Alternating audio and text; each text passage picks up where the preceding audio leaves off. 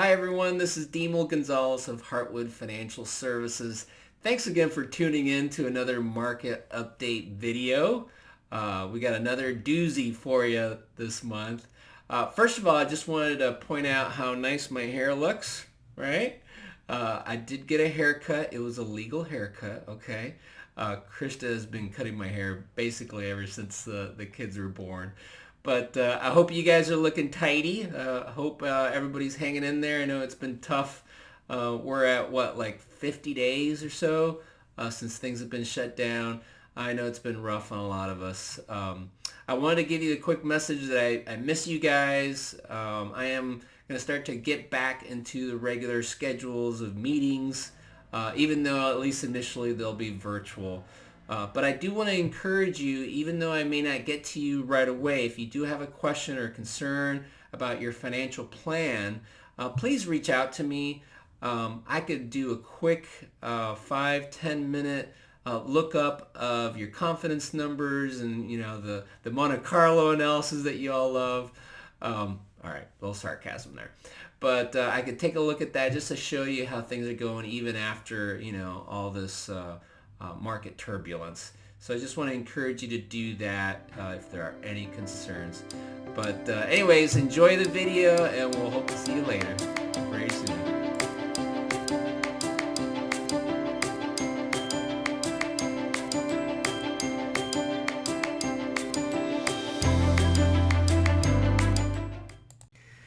Okay, as always, let's start with the asset class returns. As you can see from looking at these charts, they look a lot better, first of all.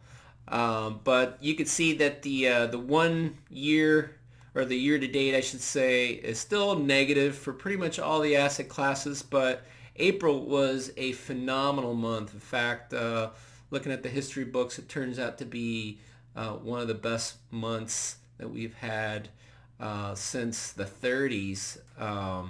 A very strong month going back to 1987 for any month. So as you can see, the S&P 500 up about 12.8%. The small caps went up as well, about the same. Real estate was up 9% or so. International was up, not quite as much, although emerging markets did a little bit better. Developed markets up 7.8, emerging markets about 9.5. Bonds in general did pretty well, as you can see here, 1.76 for the month of April and nicely up for the year. And then we have high yield. High yield had a huge comeback, and there's lots of different types of high yield bonds, but in general they all did pretty well, up 6%. Still a little negative for the year, but not as bad. And then the last one here is gold. I used to show commodities, and commodities are still pretty beaten up. A lot of that includes oil. But gold is the one that we use mostly in the portfolios. And as you can see, it's had a pretty good month, up 8.6, and up the most year to date at 11.5. So still looking pretty rough out there from a year-to-date standpoint, but great strides have been made here in the month of April. Okay, and for the market update, what I wanted to do is just break this down into two different categories. First, we have what's been driving the rally, and then the risk to the rally, just to kind of simplify this.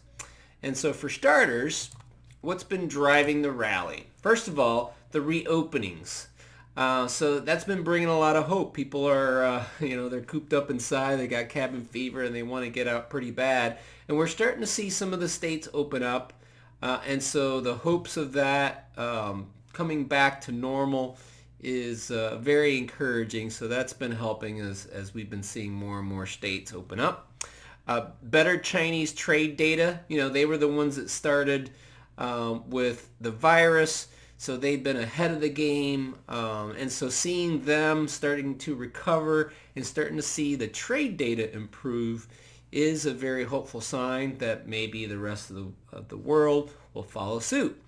Also, of course, we've talked about this last month was the massive stimulus, and it continues to get bigger as not only the Fed has been lowering rates, expanding their balance sheet. But also Congress has been basically writing checks. You guys, some of you may have received some stimulus checks. And so it's been pretty large, and it seems to be expanding. So that has been a big influence as well to the rally. And lastly, and probably most importantly, is just the hopes for the treatment and a vaccine. I probably don't need to go into a lot of details here. You've probably seen a lot of this in the news. But there does seem to be some treatments that are coming along. The big one has been the one from Gilead that shows some signs of improving people that are sick and helping them recover quicker. And of course the vaccine, I've heard anything from 9 months to 2 years or longer. It usually takes longer. But with new vaccine technology out there, there is a lot of hope that maybe we could have a vaccine even sometime this year. Moderna just had a report with their new technology that they might have something even in 2020, which would be surprising. So, some of those hopes have been hitting the market. The market's anticipating maybe this recession won't last as long as we at first thought. So that's why you're seeing some of these recoveries. Now, what are the risks? Well, what if the reopenings don't go as well as we'd hoped? There are some states that are pushing back because they got hit pretty hard with the virus, and they certainly don't want a big second wave, which obviously is another risk too if we get a second wave. And so these reopenings could go a little slower than we hoped. The other part is, well, what if we see further downgrades in earnings? Earnings have been coming down. The analysts have been downgrading the earnings. Some say maybe a little too slow. I guess historically they're always a little bit behind the market in their downgrades. And if they continue to downgrade more, all the projections, all the ways people value things, including myself, will look even more grim than they do today. So that could be certainly a setback. The fledgling stimulus, some say that there is a limit to how much stimulus we could do. The Fed has maybe used all the arrows in its quiver. There are some arguments for that.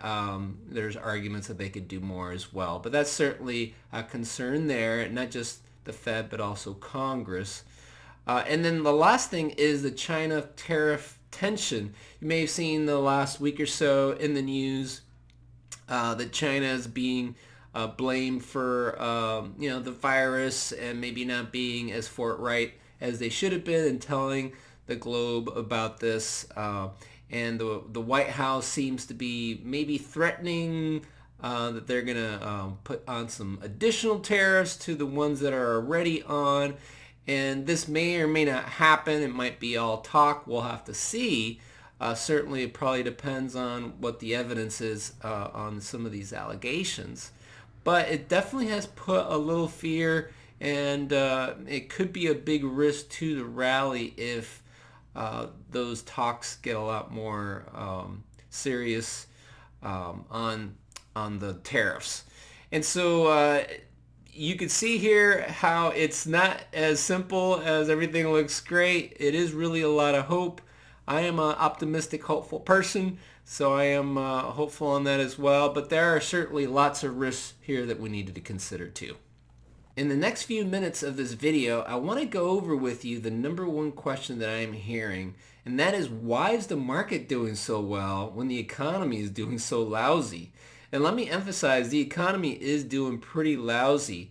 This is just one data point here, and this is the initial jobless claims. This is every week the number comes out, how many people are looking for work.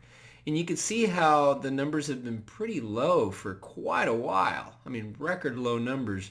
And then all of a sudden this huge spike. Now, thankfully, the spike is starting to go down a little bit, but we're talking millions of jobs being lost every week. The April unemployment figures just came out, actually just this morning, and it showed that 20 million people lost their job in the month of April. That is a record. That's the worst 1 month period we have ever seen. And so the unemployment rate now is at about 14.7%. Can you believe that? And so the market is doing pretty good in light of all this. So in the next few slides, I'm going to show you how that could be possible. Okay, the number one reason is record stimulus. This chart just shows you the Fed balance sheet. Okay, now the Fed has done more than just go out and buy bonds. They've actually lowered interest rates to zero. So that's one aspect. But the other aspect is that they've actually been buying bonds to keep interest rates low and to encourage liquidity in the markets. And you could see that we were at about $4 trillion in their balance sheet, and then all of a sudden it's in the $7 trillion range, and it could very easily go up even higher. And so I would say the number one reason the market is doing as well as it is when maybe it shouldn't is record stimulus. Now the next reason is markets look ahead. Now this one's kind of a tricky concept because it's hard to imagine that the market isn't looking at the economy, but it kind of is. What it's actually doing, it's looking ahead. It's looking at what's around the corner. And so I want to give you an example here. This is the unemployment rate back in 2008. Now you can see the gray bar here is the recessions. And so the unemployment rates continue to go up even after the recession was over.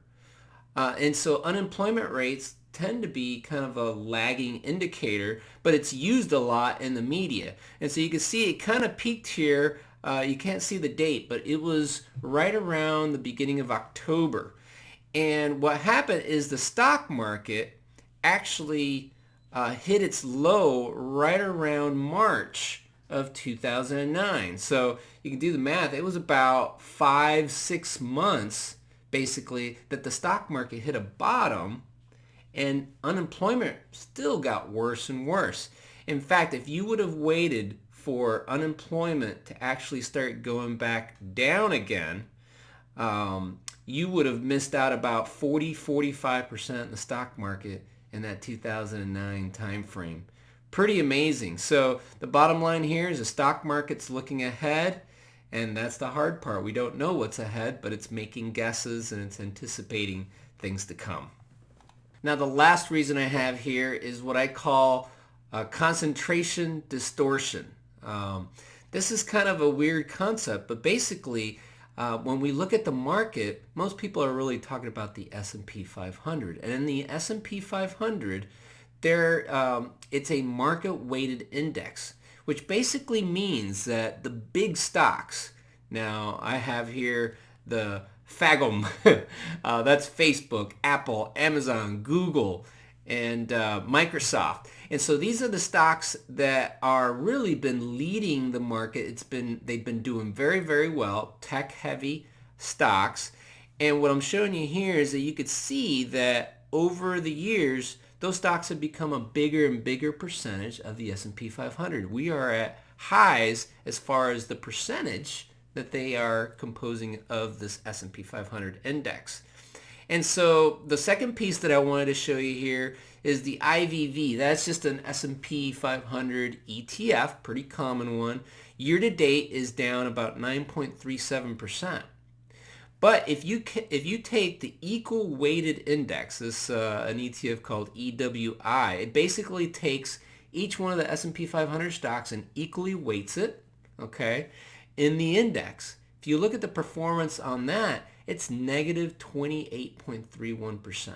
Okay, so basically the point I'm making here is maybe the stock market really hasn't recovered that much. It's really just those 5 big stocks that are making up a huge concentration in the S&P 500 that have really made the stock market look a little more expensive than it is, because most stocks are still down quite a bit. And this is just the S&P 500. Those small caps and international, as we've talked about, are still got a long ways to go too.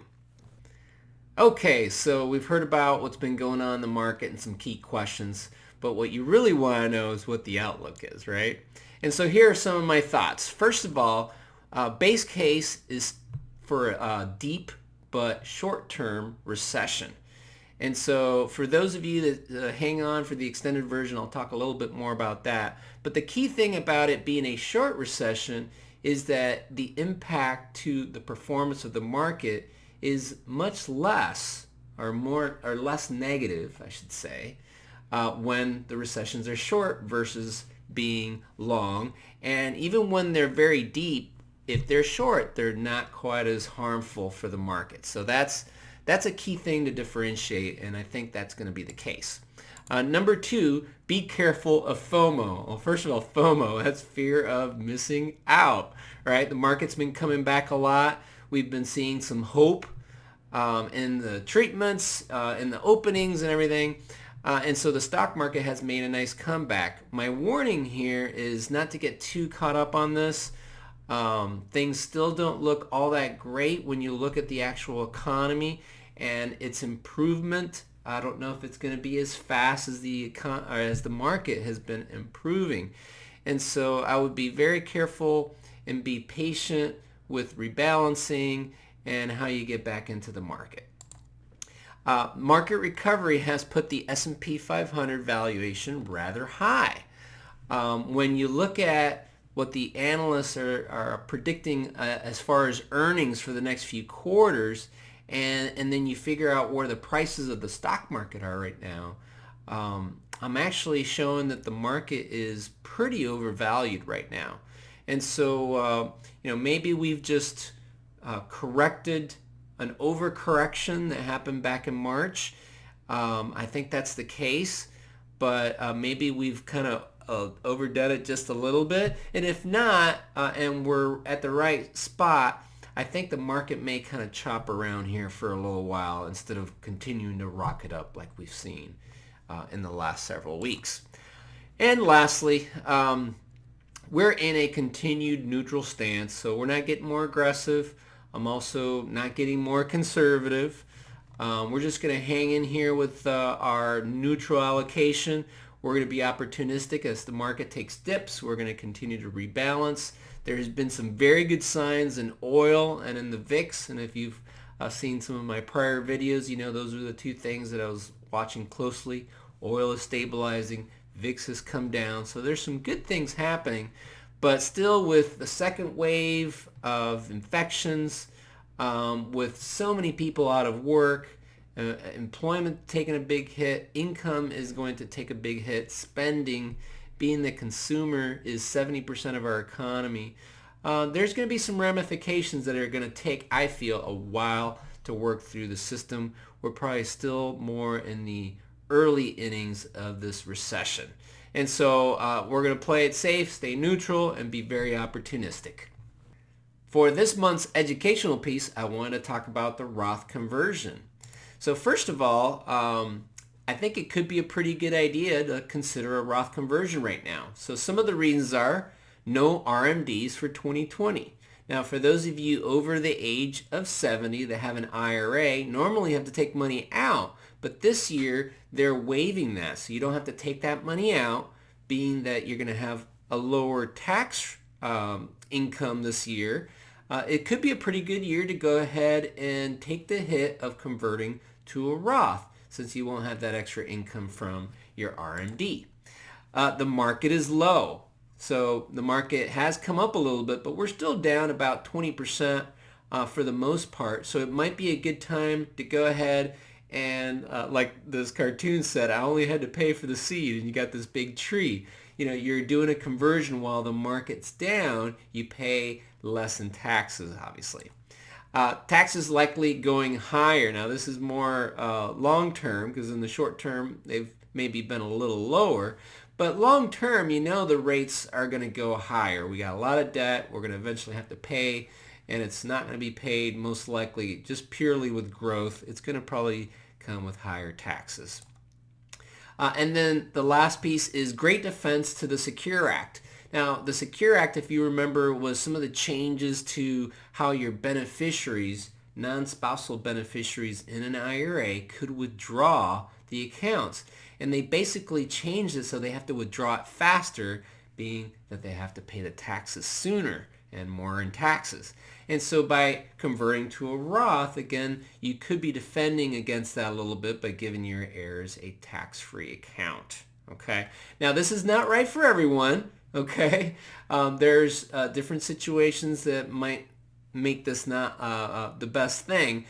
For example, if you want to get that stimulus check and you're doing a conversion, you might be raising your income this year. So some different things to consider, and there are other strategies around the defense to the Secure Act that might make more sense. So I would say talk to me individually, talk to your CPA about this.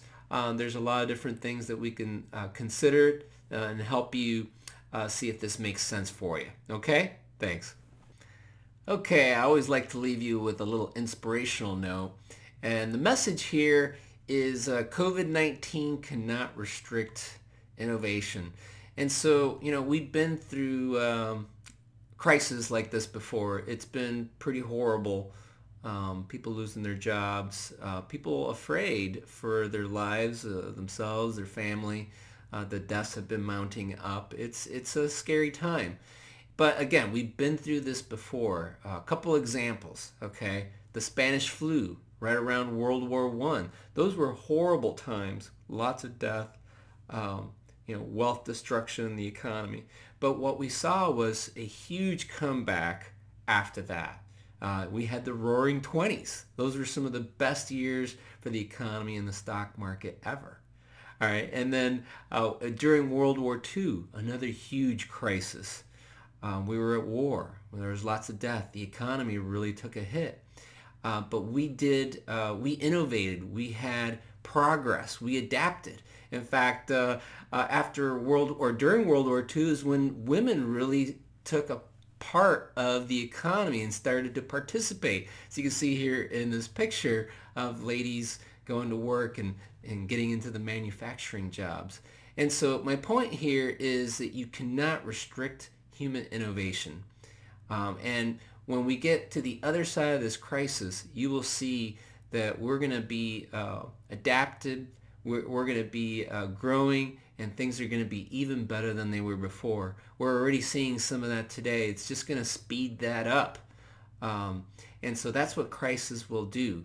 And so I encourage you to just remember that believing that innovation, ingenuity, adaptation, and growth is a bigger part of the human story. Okay, that's the message I have for you today.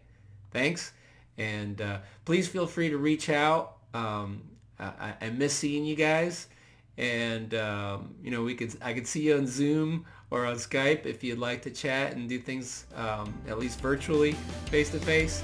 But you can call as well if you have any questions. Thanks again.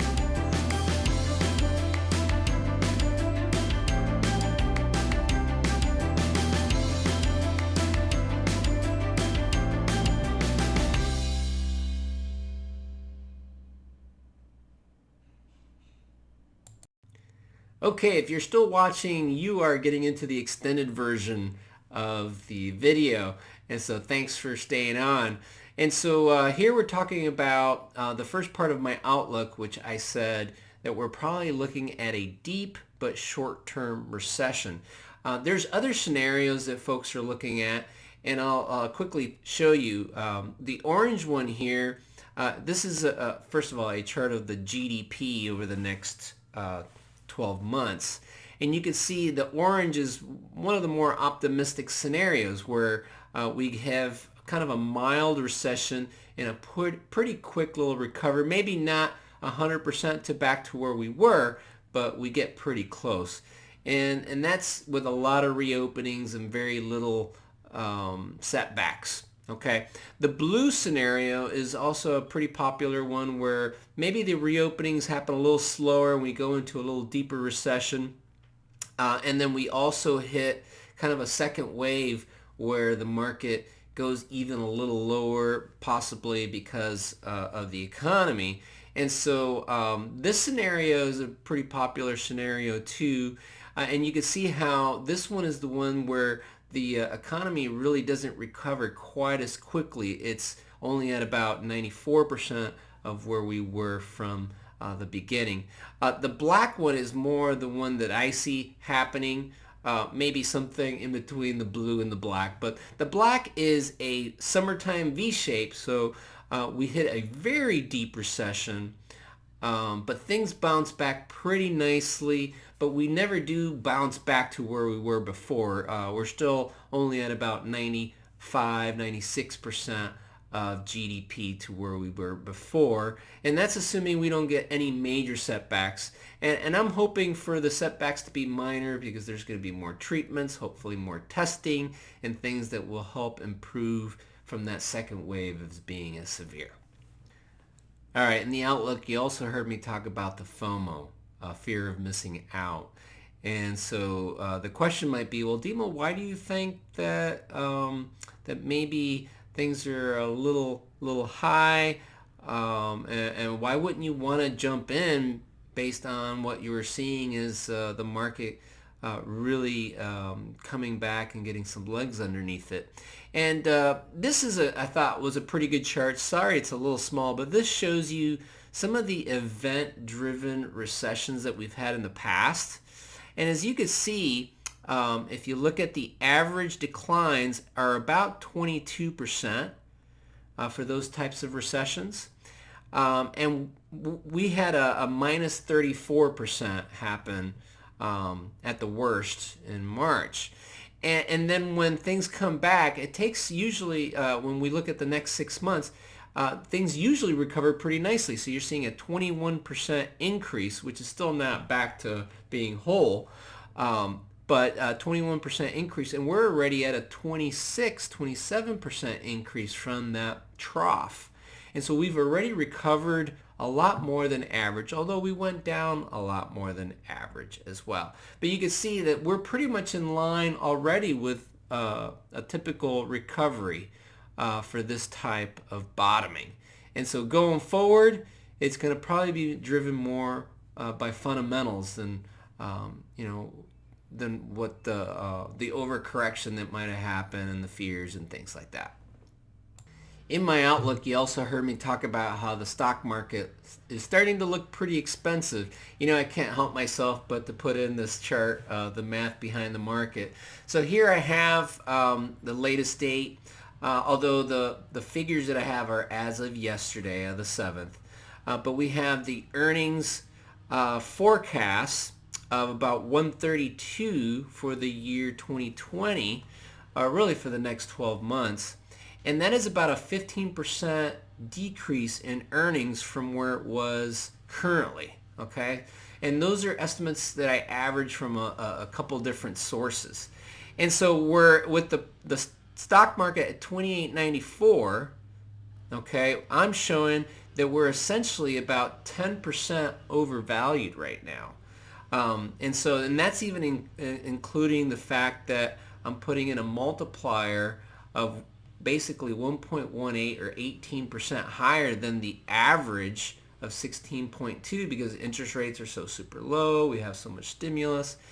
So even with the multiple or the PE multiple being higher, I'm still saying that we should only be at about 2,500, 25.5, and so we're at 28.94, and as of actually this morning I noticed it was up again a little bit more. And so you can see we're pretty overvalued. So that might mean that either the earnings are not going to be as bad as the analysts have predicted, or maybe the stock market has gotten a little bit ahead of itself. It's hard to know. Most likely what we'll see though is the market will kind of chop around here as we start to figure out which one it is. Okay, last couple slides here. We've been pretty neutral with our allocation. Some of the things I talked about in the outlook sounded kind of pessimistic, but there's actually been some very promising signs as well. And the VIX and oil has actually been those two promising things.